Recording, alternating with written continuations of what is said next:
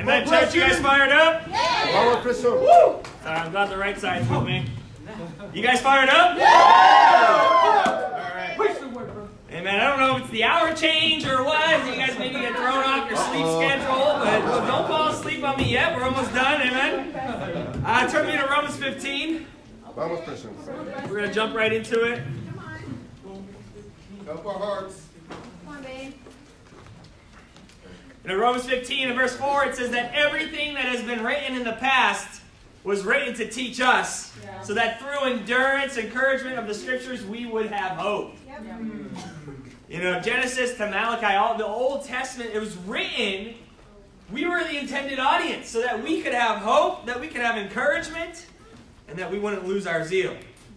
You know, in fact, we would get more fired up as we read the Old Testament, because it was written for us. We could learn from everything that happened in the past. You know, this morning we're going to study out the book of Esther. Oh, that's awesome. What a treat. Wow, you guys are excited for Esther. Come on. Well, if you just got to Romans, turn with me to Esther. And we're going to start in chapter 3, but I am going to give you kind of a little running start here, amen? Amen. So there's some historical background. Esther's account starts at 480 BC. And we all know that in 606 BC that southern Judah goes into bondage under Babylon, right? You all knew that? Amen. Amen. And then the fulfillment of the prophecy of Jeremiah 70 years later, you have the account of Ezra. Okay. Now, going back with the exiles, he goes back to rebuild Jerusalem, which was the temple of Jerusalem. And then 50 years after that, this struggling city is most likely raided once again by the surrounding nations. Nehemiah catches word. Nehemiah goes back to build up the walls. This is about 486 BC. And so then 6 years after Nehemiah leaves to build up the walls is the setting of the book of Esther, where Esther is taking place. Amen? Amen. It's important to understand that so that we can understand what's going into this.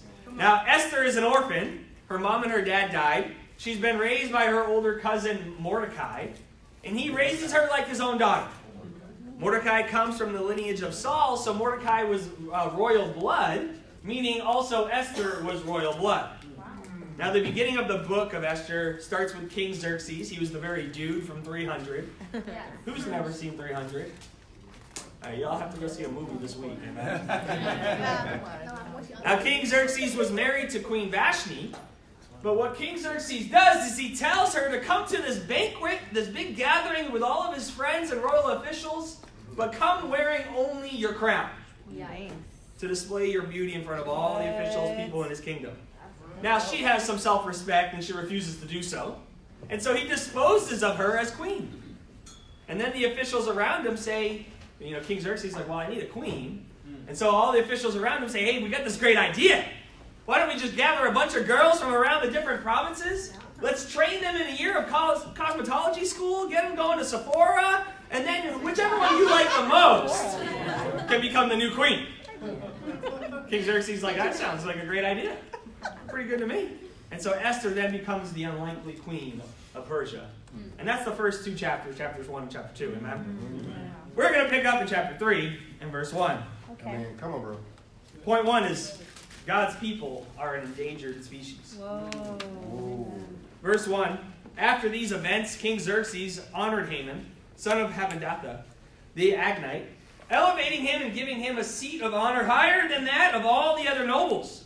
All the royal officials at the king's gate knelt down and paid honor to Haman, for the king had commanded this concerning him. But Mordecai would not kneel down or pay honor to him.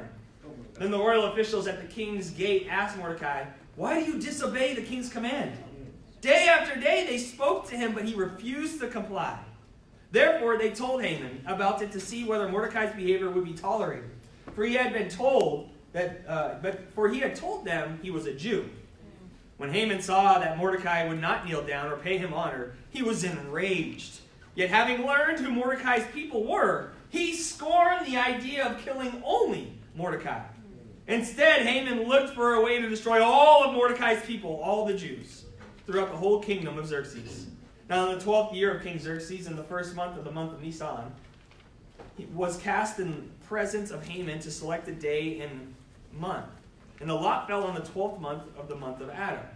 So Haman casts the lot on when he's going to kill Mordecai and all of his people. It falls on the 12th month here in the month of Adam.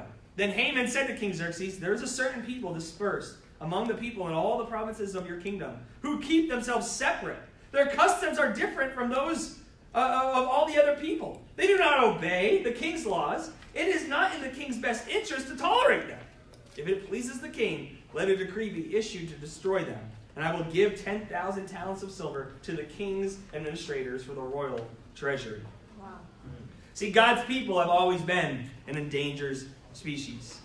If you look through the story of Esther, and many of the stories throughout the whole Old Testament, there is always the satanic character who's going after God's people. And here, Haman is that character in this story. Here, Mordecai would not bow down to worship him. Haman is so ticked off that he scorns the idea of only killing Mordecai. Right? It upsets him to think that I'm only going to kill just this dude. Scorn means to open dislike, disrespect, or mockery, often an object of extreme disdain. So when someone told Haman, "Hey, let's just kill Mordecai because he's not obeying you," he would get so ticked off that he suggested killing only Mordecai. Wow. Haman's like, "I don't want to kill just Mordecai. I want to kill all of the Jews. Wow. I don't want any of them to live." Now, Mordecai probably knew this guy was a racist towards the Jews, and it's why he would not bow down and honor him. And obviously, this is why Haman wants to kill all the Jews and use Mordecai as the excuse of him not obeying. Right? See, God's people have always been and will always be an endangered species.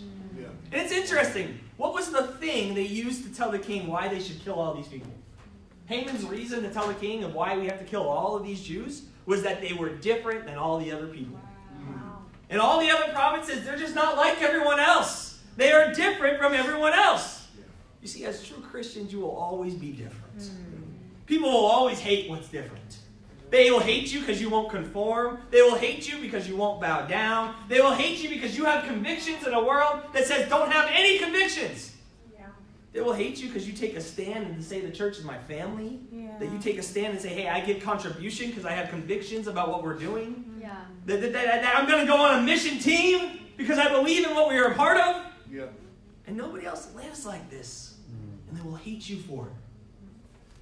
And you know what? Sometimes people will even try to kill you thinking they're doing a service to God. Dang. And then we read this, and we read this in Esther, and we're like, wow, this is an intense story. What's going on here? And you may think, well, what does that have to do with us? Check out Revelation chapter 12. Okay. Come on, Preston. Come on, babe. Revelation 12. We're going to study out Esther and Revelation 12 Come on. for most of today. Awesome. Study well. Revelation 12, verse 7. It says, "Then a war broke out in heaven. Michael and his angels fought against the dragon, and the dragon and his angels fought back. But he was not strong enough, and they lost their place in heaven. The great dragon was hurled down, the ancient serpent called the devil, or Satan, who leads the whole world astray. He was hurled to the earth, and his angels with him." Verse 13. "When the dragon saw that he had been hurled to the earth, he pursued the woman who had given birth to the male child." Now the woman here represents God's whole family, the family of God. If you don't believe me, check in verse 1. It says, "A great sign appeared in heaven, a woman clothed with the sun, with the moon under her feet, and a crown of 12 stars on her head." See, these 12 stars represent the 12 tribes of Israel and the 12 apostles. Yeah. Right? This woman represents the whole people of God here. Yeah. Now, in verse 14, it says that the woman was given 2 wings of a great eagle, so that she might fly to the place prepared for her in the wilderness, where she would be taken care of for a time, times and a half a time, out of the serpent's reach. Then from his mouth the serpent spewed water like a river to overtake the woman, sweep her away with a torrent. But the earth helped the woman by opening its mouth, swallowing the river that the dragon had spewed out of his mouth. Then the dragon was enraged at the woman and went off to wage war against the rest of her offspring, those who keep God's commands and hold fast to their testimony about Jesus.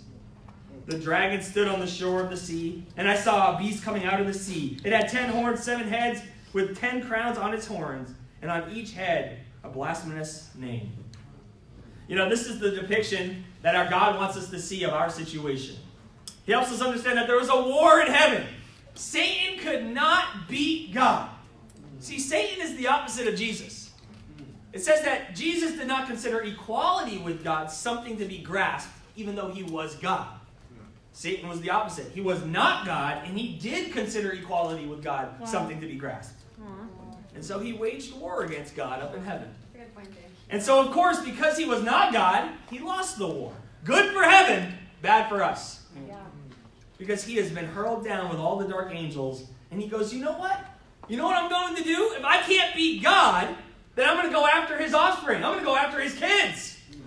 I'm going to go beat his children. I'm going to go after his family. And here it says this woman was taken into the desert.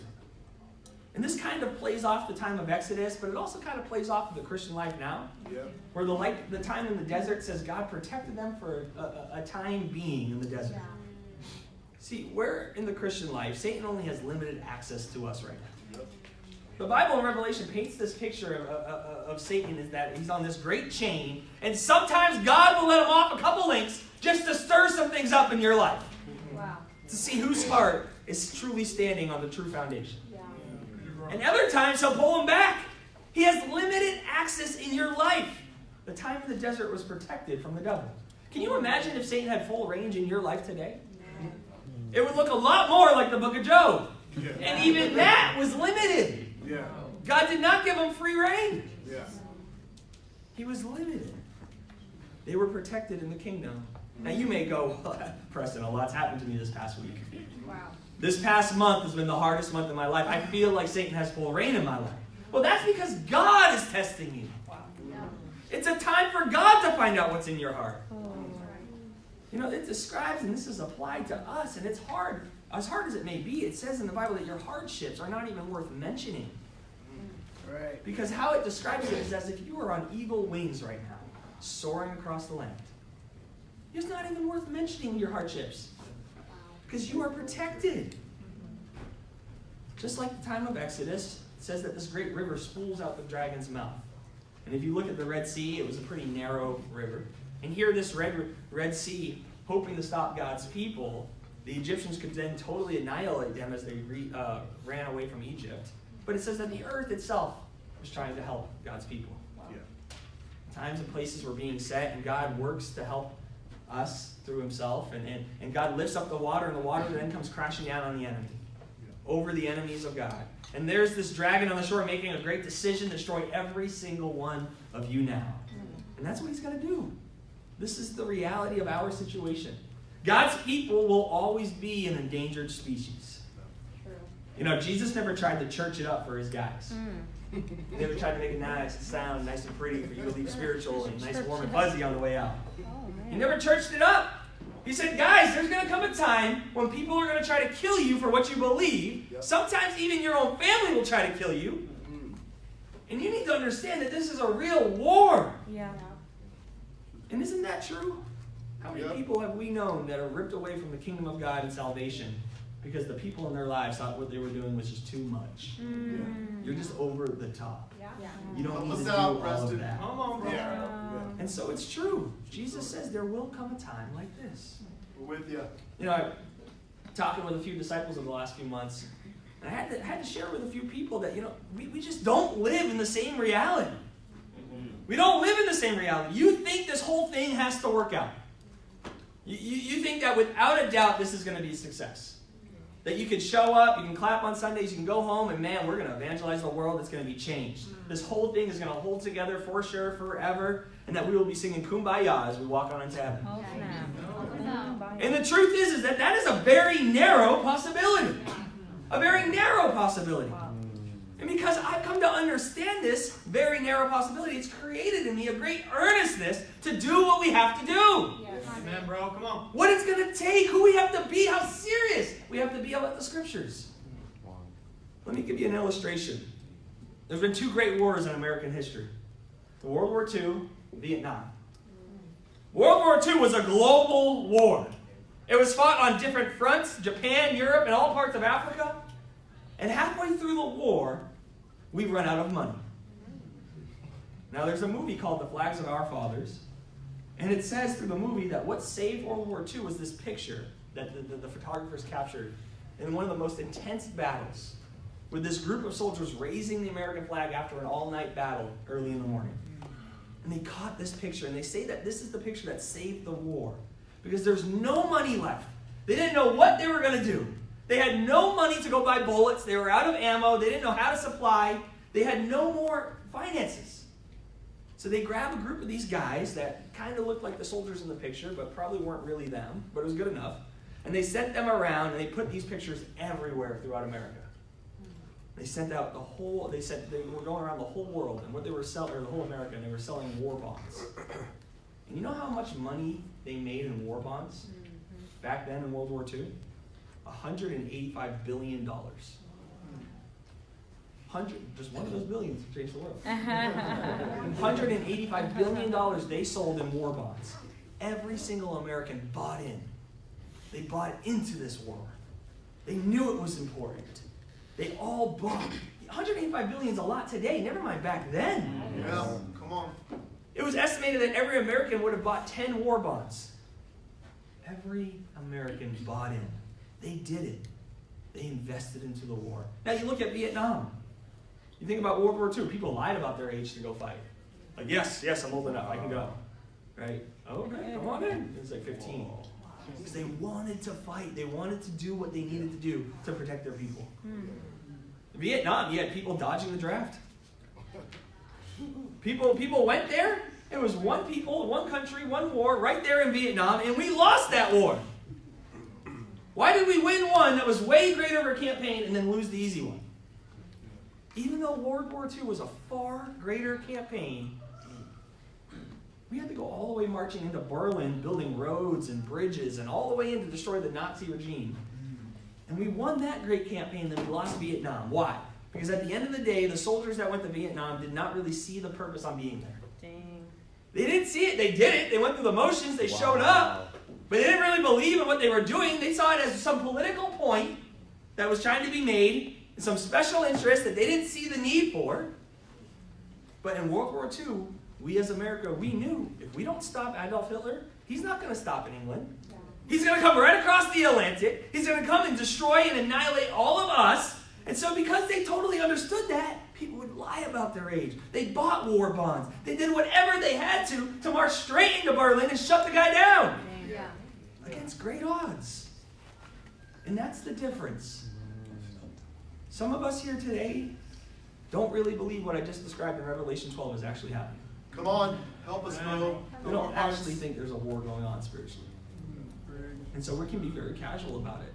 And we can go to this war, we can show up, go through the motions, we can come to Sunday service, leave feeling real spiritual, man, clap all day long because we send out missionaries, but you're not invested into the plan. Come on, Preston. And you don't really think about it. And I shared that if someone came after your own family, your loved ones, with the sole purpose to kill them, I guarantee you, if you saw that terror, you saw people dying, you would take up arms. You would go and fight. You would do whatever you had to do because people were trying to wipe your people out. And this is what is happening. Satan doesn't just want to make your life kind of bad. He's not here to make it a little rough and make you stub your toe and like, whoo, that was a good one for you. He wants to kill you. He's so angry that he's lost the war. He's so angry that he can't do anything to God, so he's going to do it to Kareem. And he's going to get Kareem, and that's going to hurt God.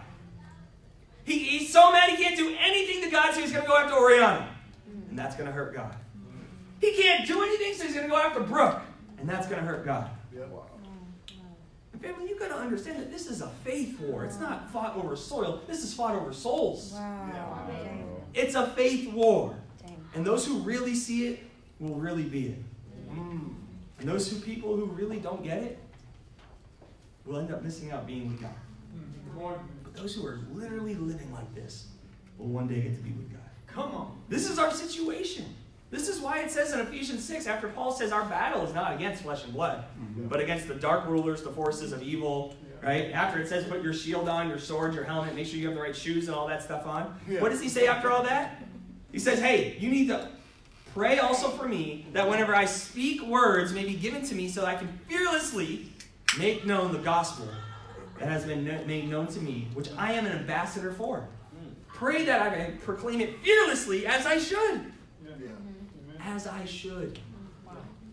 Because he understood that we have to go fight.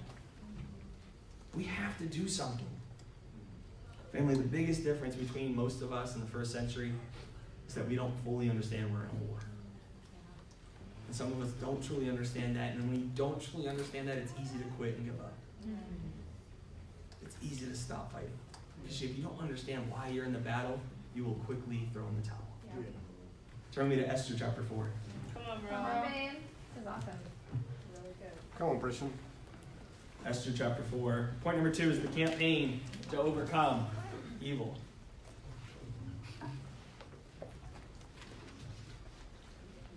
Esther 4, verse 1. We're going to read all the way through 17.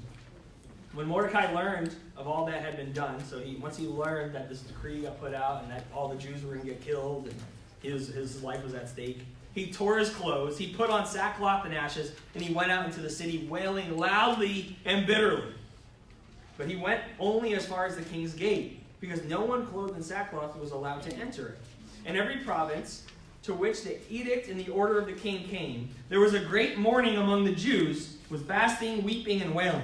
Many lay sick, lay in sackcloth and ashes. When Esther's eunuchs and female attendants came and told her about Mordecai, she was in great distress. Remember, this is like her dad, basically. She sent clothes for him and put it on instead of his sackcloth, but he would not accept it. Then Esther summoned Hathach, one of the king's eunuchs, assigned to her to attend her, and ordered him to find out what was troubling Mordecai and why.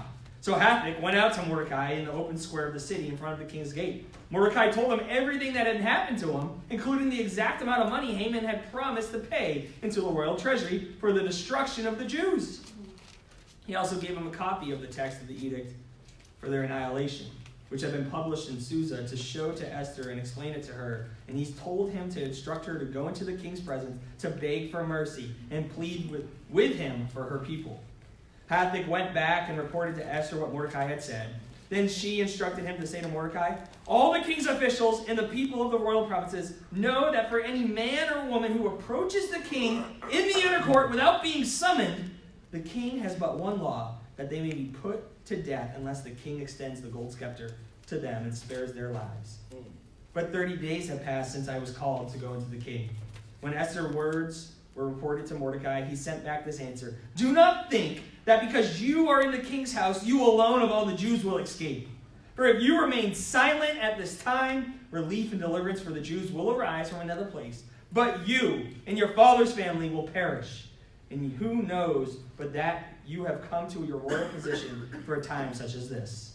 Then Esther sent this reply to Mordecai: go, gather together all the Jews who are in Susa and fast for me. Do not eat or drink for 3 days, night or day. I and my people will do the same. When this is done, I will go to the king, even though it is against the law. And if I perish, I perish. And so Mordecai went away and carried out all Esther's instructions.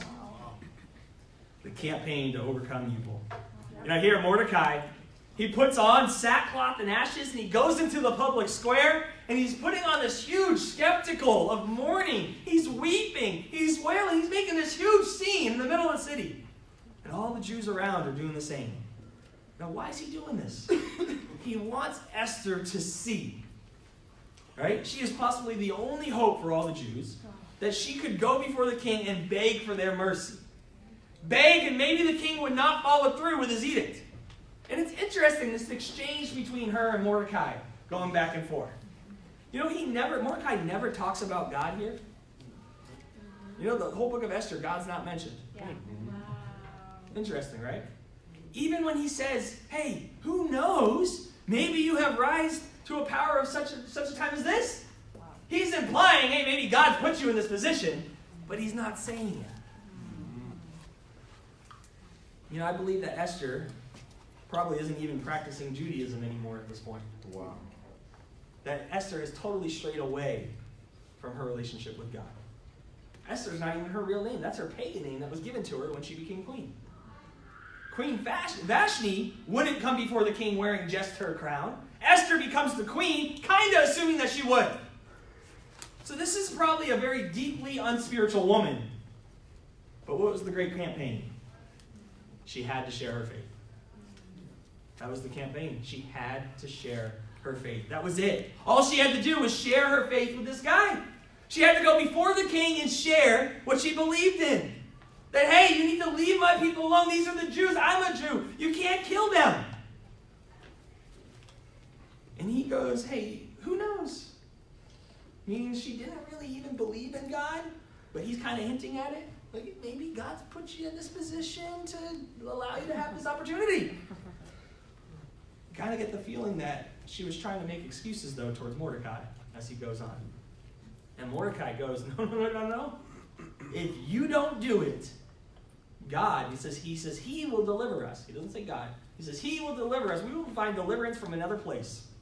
Meaning we will be with God. That's fine. If you don't want to save us physically, we will find deliverance from another place. But do not think that you and your family will get spared. See, we got to go share our faith. We have to go fight. We have to go do it. That's what they had to do here. Yeah. Turn back to Revelation 12. All right. Come on, Chief. Come on, Preston. Revelation 12, verse 9.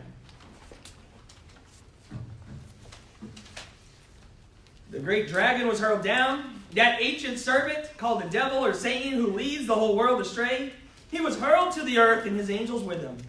And then I heard a loud voice in heaven say, now have come the salvation and the power, the kingdom of our God, the authority of his Messiah. For the accuser of our brothers and sisters, who accuses them before our God day and night, has been hurled down.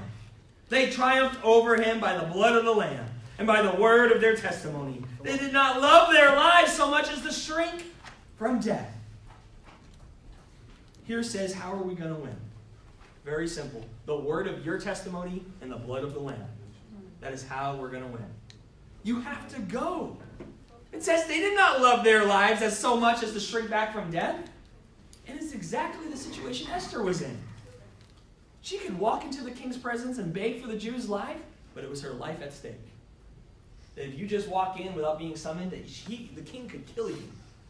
And in order to get in there, she just had to walk in and ask the king's permission to speak, to fight for the Jews' life. This is exactly the moment she's in. She had to put her life on the line. Yep. She had to be willing to die to then share her faith. Otherwise, no one would have had a chance, including her. You guys know those moments when you're out sharing? Or you're out just shopping? Right? You're grocery shopping. You're walking by somebody, you know you should speak to them about God and Jesus and maybe share all the great things that God's done in your life and really share your faith with them. And you walk by them. And now you're thinking, oh man, I should have done it. Yeah. And you can't stop thinking about it.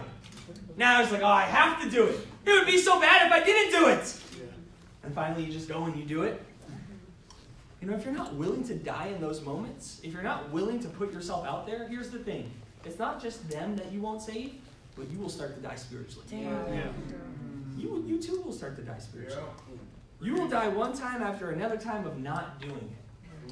Before you know it, you don't even think about it anymore. You can go to the grocery store, you can get gas, and you're not even thinking about sharing about Jesus. Oh, come on. It's not even on your heart. It doesn't even bother you. You go in, you go out, and you never even thought about it. And then you justify it yourself. Man, I was busy. I was in a rush. And there was a lot going on in my life. Yeah, it's out. Man. You know why I think God gave us the book of Esther? I think God uses Esther here because we can get that mindset, man, I tanked it in my purity. I can't go share my faith. Come on. Like, God will not bless me. Like, you think being disobedient because you were disobedient earlier is going to fix it. Well, I was in sin earlier, so let me just be in sin now by not obeying, and God's going to take care of it. No, the command is share your faith and don't be impure. Come on. When you choose not to be impure, you have to still go share your faith. You don't get to disobey everything else. And I think God uses Esther with a pagan name who probably didn't even believe in God to go before the king and say, hey, I'm a Jew and I need to save all my people. And God uses Esther. That means God can use anybody. God can use you. God can use anybody.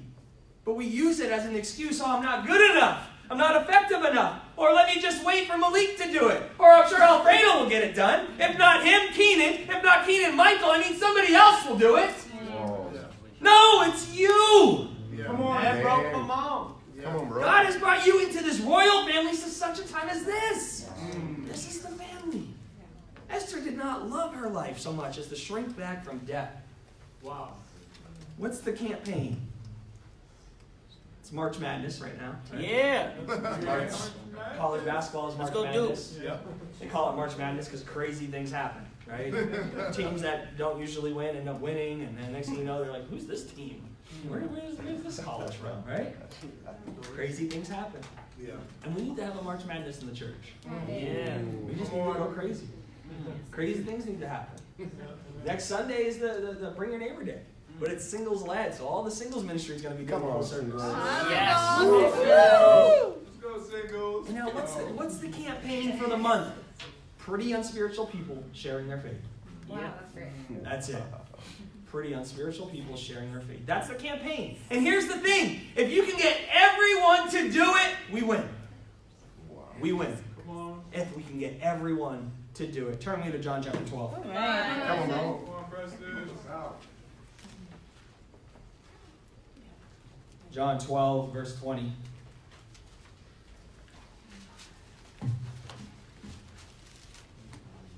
Now there were some Greeks among those who went up to worship at the festival. They came to Philip, who was from Bethsaida in Galilee, with a request. Sir, they said, we would like to see Jesus. Philip went to tell Andrew. Andrew and Philip in turn told Jesus. Jesus replied, the hour has come for the Son of Man to be glorified. Very truly, I tell you, unless a kernel of wheat falls to the ground and dies, there remains only a single seed. But if it dies, it produces many seeds. Anyone who loves their life will lose it, while anyone who hates their life in this world will keep it for eternal life. Whoever serves me must follow me, and where I am, my servant also will be. My Father will honor the one who serves me. Now my soul is troubled, and what shall I say? Father, save me from this hour? No! It was for this very reason I have came to this hour. Father, glorify your name. And then a voice came from heaven. I have glorified it, and I will glorify it again. The crowd that was there heard it and said it had thundered. Others said an angel had spoken to him. Jesus said, this voice was for your benefit, not mine. You know, what an amazing moment. Jesus goes before his guys, right? These guys just say, hey, somebody wants to see you. Somebody wants to see you. Jesus jumps into a sermon with just these two guys. And he says, the time has come. And if the kernel of wheat does not fall to the ground and die, it will remain only a single seed. Wow. But if it dies and it is buried in the ground, then it produces many seeds. Yeah. See, it never fails. If there's if there's not a lot of harvest, a lot of seeds being born in the church, it's because there's a lack of death in the church. Wow. Come on, people are unwilling to die to themselves. That is the only reason there's not a large harvest, because the seeds have not fallen to the ground and died. It will never be that. It will never be anything different. We will have ups and flows of the ministry. We will see people walk away. But when there is not a great harvest happening, it's because there's a lack of people falling to the ground and dying to themselves. Wow. That's it. Believe it. Bet your bottom dollar on it. Amen. I don't care what humanistic argument someone brings or what someone says that you had to do or you must do. No, whatever happened the last 2, 3, 4, 5, 6 years doesn't matter. Yeah. This is the truth. This is what the Bible actually says. Preach. And you can't not tell me that 70 people who are dying to themselves for this lost world are not going to have baptisms in an incredible number. Yeah. You just can't tell me that. Come on. You know why? Because I believe in the Bible. Amen. That's it. And we often try to teach this. And we read this. And it's like, hey, you can't just be a seed sitting around doing nothing, holding on to your salvation. But here's the thing. The seed is dead. If you're not buried, there is no life. There is no sitting around. People think I'm just going to sit and hopefully make it on into heaven. No, you're definitely going to hell. I didn't say it. I read it. It's the word. It's true. Come on. And then we're like, well, let's just take that part out of the scriptures. Oh, no. You can change the game all day, but it doesn't mean you're winning. God expects us to fall to the ground and die. And then there can be an incredible life that happens in that soil. It says that this voice, these guys, all these people heard this voice. They're like, man, it was like thunder. It was like an angel talking. Jesus says it was for your benefit. That's all you need to know. Like, you needed to hear this. It was for their benefit. Because if they did not get what Jesus was saying, where I am going, there my servant will be also, right? If they didn't understand that, they miss a lot of these other things. You have to understand that Jesus went to the cross. We need to go to the cross. Yeah. Yeah. You can't stand on the sidelines clapping, thank you for going to the cross, Jesus. You did it for all of us. No, you have to die too. Yeah. He says, now where I am going, my servant will also be. That's called the cross. And yet it's scary, but you know what? He says, my Father will honor the one who serves me, just like he's going to honor me. Yeah, that voice was for you. I already believe, Jesus is saying, but I don't know if you do. And if you believe it like I do, then you will do what I do. It's the same thing. If you really believe in what the scriptures teach, you will live exactly the way Jesus lived. You know, this will really encourage a lot of people in here, because I heard some people are huge Avengers fans. Yeah. Yeah. Come There's on. an Avenger movie called The Infinity War. Oh. And the scene in Infinity War, when they're on the Titan, and they're waiting for Thanos to come. And Doctor Strange and Iron Man are there, and they look over at Doctor Strange, and he's like tweaking out a little bit. And they're like, what's going on with him? And then all of a sudden he comes to, and they have this dialogue. And Doctor Strange says, I went forward in time to view alternate future, to see all the possible outcomes of the coming conflict. Quill says, well, how many did you see? Doctor Strange says, 14,605,000. Tony Stark says, how many did we win? Doctor Strange says, only one. Only one. Wow. You know, in the same way, there's only one way to win this Christian battle. Yep. There's only one way to win this. Come on, Preston. There are many ways to lose. Yeah. Many! You can read the book, Christian History in Plain Language. Yeah. It's a book written on 100 years of Christian life's failing. The Christian movement failing. There's hundreds of ways, thousands of ways to fail. There's only one way to win. Yeah. You know, I love watching old sermons. And there's the father in the faith to me is Blaise Fumba, as he appointed, Come on, Blaise. Blaise and Patricia appointed me and my wife as evangelists. That's awesome. Come on. Very dear to us. But he gets restored in about 2006 at the EMC. And there's an incredible clip as he's closing out his sermon on him sharing the importance of the movement and what God has done here. And I want us to listen to it real quick. Amen. And then we'll close out. Everything came together, but God took it away from me. I cannot blame anyone. That was God. And then I found myself naked. All I thought was, what have I achieved? All these things that were keeping me from loving Christ, He took it away, took them away. That was the best thing God ever did to my soul. And thank God, God always gives you a second chance. And God started the kingdom all over again for me. They didn't want me to die. He said, I have hope for you, I have a future for you. And I thank God, keep perseverance. I thank God, you're not perseverance. Because I don't know what will happen if there was no kingdom anymore. I gave all my life for it. I was 24 when I had my law degree. When I became Christian disciple, I fell in love with Christ, and then the kingdom was taken away. If you were not there, if there's no kingdom in Kiev, in Paris, in Abidjan, in New York, if there's no kingdom, my life, I didn't want to see that, and I don't want to see that happen again. Please, brothers and sisters, let's be in love with Jesus. Let's be in love with one another. That's it. And we will evangelize the world in this generation. And to God be all the glory. Amen.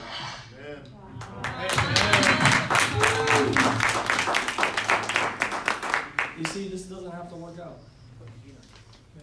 And Blaise knows that. And that's what produces the Blaise that we all love. Somebody that's willing to do incredible, radical things. We look at what he does is like, oh my gosh, that's crazy.